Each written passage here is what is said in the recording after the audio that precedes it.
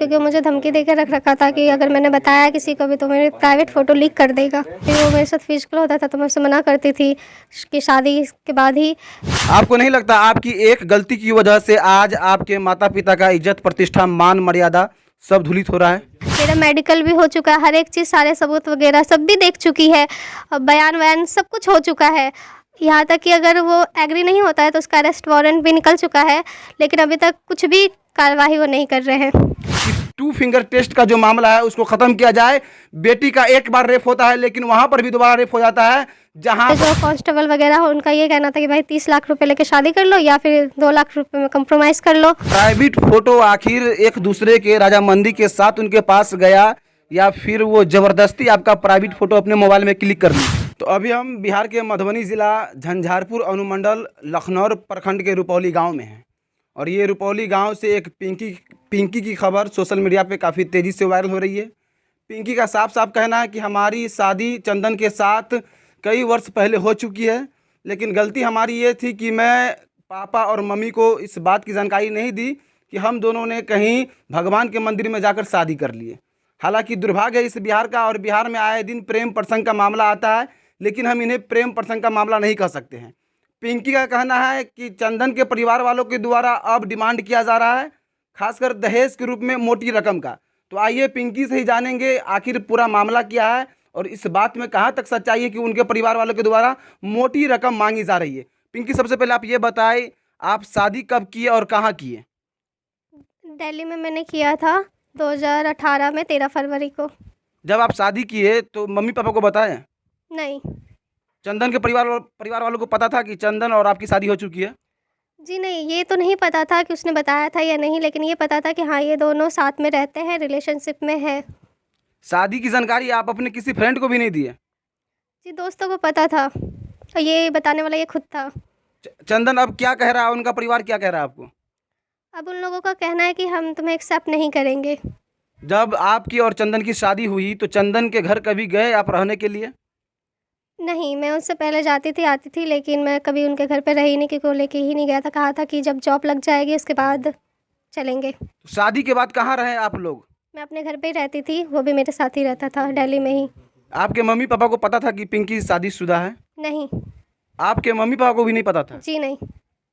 अब क्या कह रहे हैं चंदन के परिवार वाले? अब वो लोग मुझे एक्सेप्ट नहीं कर रहे हैं और एक्सेप्ट करने के लिए मुझसे दहेज के रूप में पैसे मांग रहे हैं। दहेज के रूप में कितना रकम मांग रहा है आपसे? पुलिस स्टेशन में 30 लाख के आसपास में डिमांड की गई थी और उसके बाद फ़ोन पे 12 लाख रुपए की डिमांड की गई थी कि कम से कम 12 लाख रुपए दो तब हम तुम्हें एक्सेप्ट करेंगे। एक बेटी शादी कर लेती है और वो बेटी अपने मम्मी पापा को जानकारी तक नहीं दे पाती, और बहुत बड़ी बात तो ये है कि आप चंदन के परिवार वालों को भी नहीं बताई खुद जाकर कि हमारी शादी चंदन के साथ हो गई है। कहाँ तक ये सही है कि ना आप अपने परिवार वालों को बताएं और ना उनके परिवार वालों को बताएं? जी ये सच है क्योंकि उसने मुझे बताने ही नहीं दिया, क्योंकि मुझे धमकी देकर रख रखा था कि अगर मैंने बताया किसी को भी तो मेरे प्राइवेट फ़ोटो लीक कर देगा। प्राइवेट फोटो कैसे आया उनका आपके पास? जब उसका जी उसने मेरे साथ पहले ज़बरदस्ती की थी जो मेरे विरोध था, और विरोध करने पे उसने मतलब मेरे साथ ज़बरदस्ती की थी और कुछ प्राइवेट फ़ोटो वगैरह सब उसी टाइम ली गई थी। प्राइवेट फोटो रखकर आपको ब्लैकमेल करता गया वो? जी हाँ। शादी के लिए कैसे मनाया वो आपको? वो मुझे नहीं बनाया था, जब भी वो मेरे साथ फिजिकल होता था तो मैं उससे मना करती थी कि शादी के बाद ही, तो तब उसने ज़ोर ज़बरदस्ती में ये सब किया था, मतलब शादी किया था, मतलब अपनी मर्ज़ी से ही। शादी के बाद एक दूसरे के साथ कितने दिन रहे? 2 साल तक रहे थे, फिर 2018 में जब उनके पापा की डेथ हो गई तो वो अपने गांव में शिफ्ट हो गए। उसके बाद वो हर महीने आते थे, हर साल। चंदन के पिता का डेथ हो चुका है? जी हाँ। चंदन के पिता से मुलाकात हुई आपकी कभी? जी हाँ। क्या बोल रहे थे वो? उनका यही कहना था कि वो शादी करवा देंगे जब तुम्हारी एज हो जाएगी तब, और उनके घर वाले सब भी उस टाइम पे एग्री थे, लेकिन अब जाके मुकर गए हैं। चंदन के पिताजी शादी के लिए मान गए थे और उम्र अगर हो जाएगा दोनों का तो शादी करवा देंगे, ये आश्वासन दिए थे आपको? जी हाँ, उन्होंने कहा था यही। तो अभी आपकी क्या मांग है? अभी मेरी यही मांग है कि वो मुझे एक्सेप्ट कर ले, उसके घर वाले मुझे एक्सेप्ट करे और जैसे वो मेरे साथ पहले रहता था उसी हिसाब से मेरे साथ रहे। कहाँ तक सहयोग मिल रहा है आपको? किसने सहयोग किया आपका अभी तक? मेरा सहयोग अभी तक किसी ने नहीं किया है। हाँ, हालाँकि उनके गाँव वाले मेरे सपोर्ट में हैं, लेकिन जो मुझे मिलना चाहिए वो सहयोग मुझे किसी से भी नहीं मिला है, ना ही पुलिस वालों से, ना ही किसी से भी नहीं। प्रशासन कहाँ तक इसमें आपका सहयोग कर रही है? उन्होंने बिल्कुल भी नहीं किया है। सारी जाँच हो जाने के बाद भी अभी तक कोई भी कौन-कौन सा कार्यवाही जाँच हुआ नहीं अभी की तक? है। मेरा मेडिकल भी हो चुका है, हर एक चीज़, सारे सबूत वगैरह सब भी देख चुकी है। बयान-वयान सब कुछ हो चुका है। यहाँ तक कि अगर वो एग्री नहीं होता है तो उसका अरेस्ट वारंट भी निकल चुका है, लेकिन अभी तक कुछ भी कार्यवाही वो नहीं कर रहे हैं। आपको नहीं लगता आपकी एक गलती की वजह से आज आपके माता-पिता का इज़्ज़त, प्रतिष्ठा, मान, मर्यादा सब धूलित हो रहा है?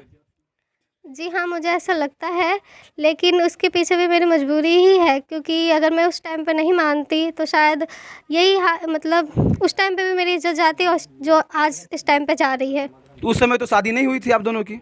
नहीं, लेकिन उसके पास मेरी प्राइवेट फ़ोटो थी, अगर वो लीक कर देता तो मेरे पास क्या ही रह जाता। फिर ना वो मुझे एक्सेप्ट करता उसके बाद, ना ही कोई और करता। प्राइवेट फ़ोटो आखिर एक दूसरे के रजामंदी के साथ उनके पास गया या फिर वो ज़बरदस्ती आपका प्राइवेट फ़ोटो अपने मोबाइल में क्लिक कर लिए? उसने ज़बरदस्ती ही क्लिक किया था। जब वो मेरे साथ ज़बरदस्ती कर रहा था, मेरे रेप कर रहा था, तब उसने वीडियो बनाई थी, जिस बात का मुझे नहीं पता था।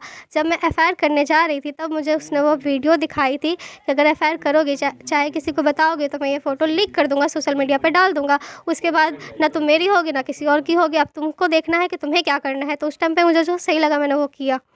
चंदन क्या चीज़ का तैयारी कर रहा था और अभी वो किस पद पे है? वो 2018 से पहले मेडिकल की पढ़ाई कर रहा था, उसके बाद 2018 के बाद जो है वो गवर्नमेंट टीचर की तैयारी कर रहा है, लेकिन हालांकि अभी तक उसे जॉब नहीं मिली है। कितना दहेज मांग रही है पूछी ना, 30 लाख। दहेज कितना मांगा जा रहा है आपसे चंदन के परिवार वालों के द्वारा? पहले 30 लाख रुपए के आसपास में मांगा था, वो भी पुलिस स्टेशन में ही, और उसके बाद 12 लाख रुपए की डिमांड कर रहे हैं। पुलिस स्टेशन में आपसे दहेज मांगा गया था? जी हाँ। तो वहाँ पे प्रशासन वाले आपका सपोर्ट नहीं किया? जी नहीं, उन्होंने तो मुझे यही कहा कि 2 लाख रुपए लेके कॉम्प्रोमाइज़ कर लो या फिर दहेज दे के शादी कर लो। आपको बोला कि या तो 2 लाख रुपया लेकर कॉम्प्रोमाइज़ कर लो या फिर 30 लाख रुपया दहेज देकर शादी कर लो। जी हाँ। कौन बोला ये बात आपको? पुलिस वाले ने ही कहा था, जो वहाँ पे वीडियो बाबू है उन्होंने कहा था कि 2 लाख रुपए लेके समझौता कर लो, और बाकी के जो स्टाफ वाले जो कांस्टेबल वगैरह हो उनका ये कहना था कि भाई 30 लाख रुपए लेके शादी कर लो या फिर 2 लाख रुपए में कॉम्प्रोमाइज़ कर लो। तो ये थी पिंकी, जिनका लगातार शारीरिक शोषण होता गया और आज जब यह मामला सर से ऊपर बढ़ गया तब जाकर ये पूरा घटनाक्रम समाज के बीच आया है। और जिस तरह से इनका साफ साफ कहना है कि पिंकी के द्वारा जिस तरह से आरोप लगाया जा रहा है चंदन पर कि वो तो शादी पहले ही कर चुका था किसी मंदिर में जाकर, लेकिन अब उनके परिवार वालों के द्वारा भारी मोटी रकम की डिमांड की जा रही है। और पिंकी ने खुद बताया कि पुलिस में भी आवेदन हम दे चुके हैं, लेकिन प्रशासन से उतना मुझे सपोर्ट नहीं मिल पा रहा है जितना सपोर्ट मिलनी चाहिए। और इनका मेडिकल भी हो चुका है। मेडिकल बोले तो वो एक बार जिस तरह से रेप होता है किसी बेटी की, किसी बहन का, उसी तरह से मेडिकल भी होता है। और मेडिकल में आए दिन खासकर इस तरह की बात संसद भवन में भी उठ चुका है कि 2 फिंगर टेस्ट का जो मामला है उसको ख़त्म किया जाए।